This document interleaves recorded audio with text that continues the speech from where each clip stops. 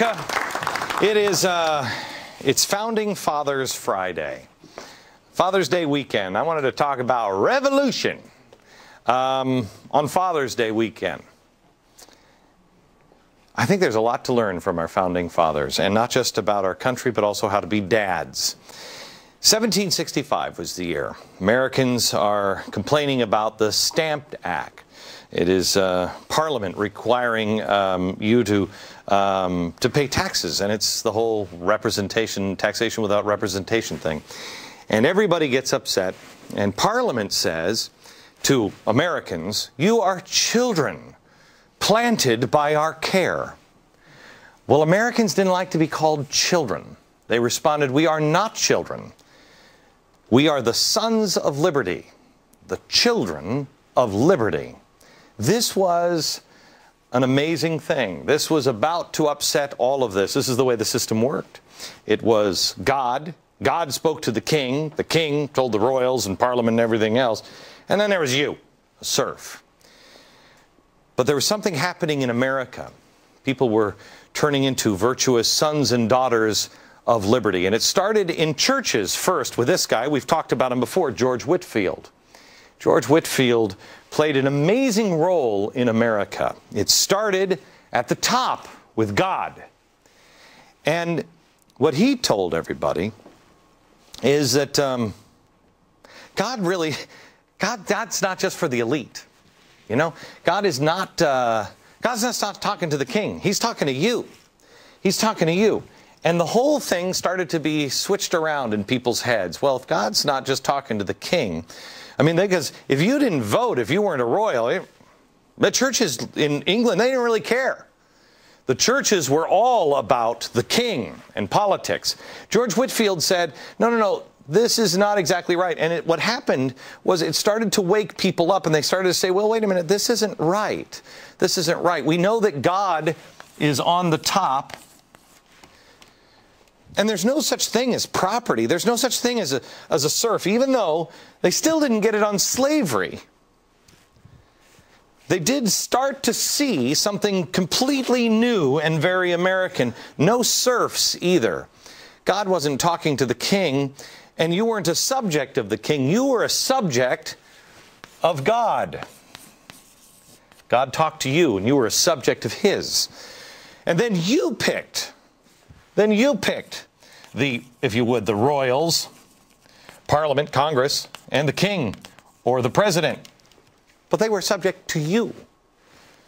That is revolution. But again, it started with this guy, teaching us about God. That's what happened.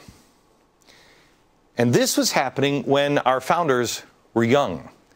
George Washington was 16 years old, and something was happening with him as well. 16. He copied 110 rules of civility and decent behavior. This is a classic expression of Washington's respect for others, if I may quote. Every action done in company ought to be with some sign of respect to those that are also present. Respect. And that was a big problem with the king. He wasn't respect. We were his property. It was about respect. And who had that? Washington. It's not a magnetic chalkboard. Washington had that idea. God and respect.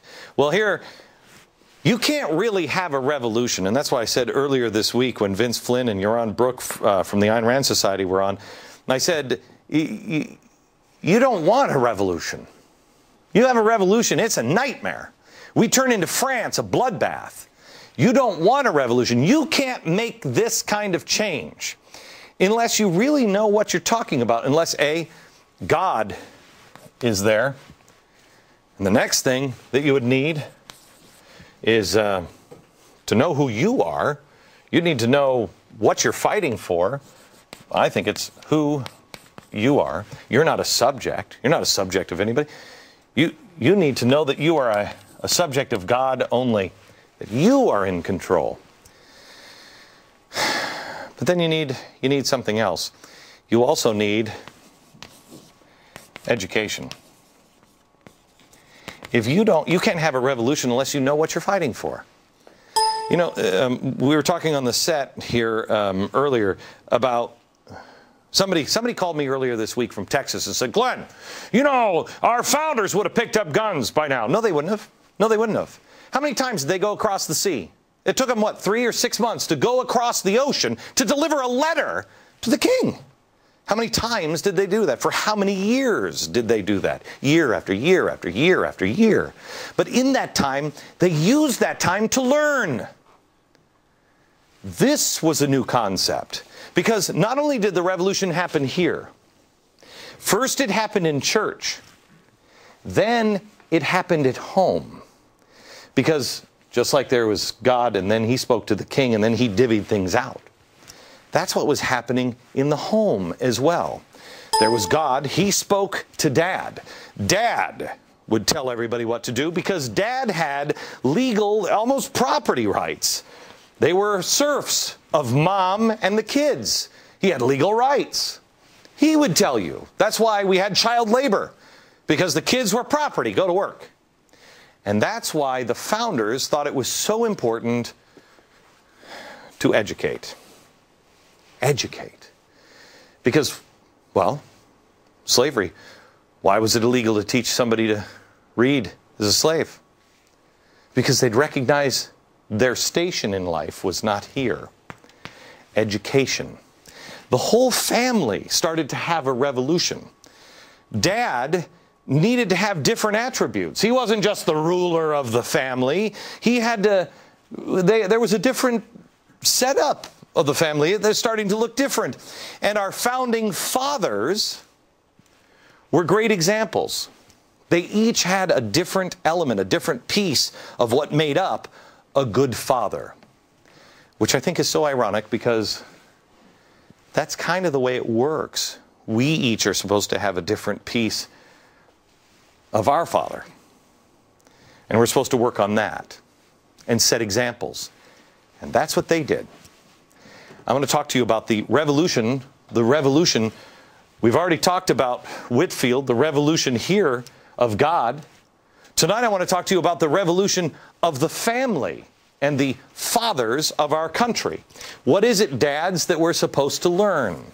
Bruce Feiler is a friend of mine. He is the author of The Council of Dads, and he also is a guy who really opened my eyes with this book.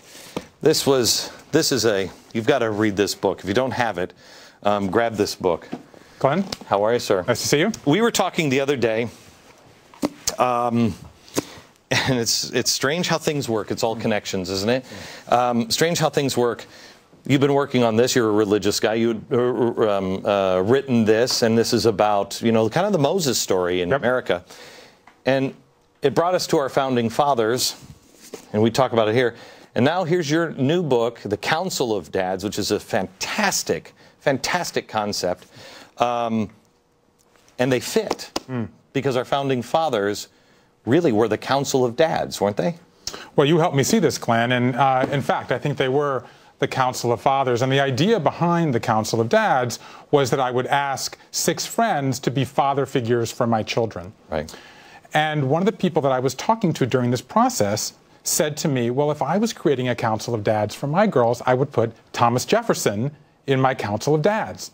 Because what I did, as you know, in this book was say, what's the one piece of advice you would give to my children? And he said, no one gave me better advice than Thomas Jefferson. And so the idea behind that sort of got me thinking and think, well, what is the one piece of advice that we could learn from the founding fathers? Because as you've just laid out, they really were creating not just a new country, but a new way of relating to God and a new type of man, a kind of an American man, which was a new figure. You're talking about this hierarchy you just listed. Yeah. In pictures in the 18th century, in 1750, the dad was always on top, the children and mother down below.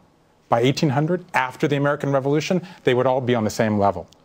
There was a So wait a minute, they would actually paint, or they would there's no photography. Yes, and when you would paint, when you paint a portrait of a family, the man would be on top because he had all of the authority.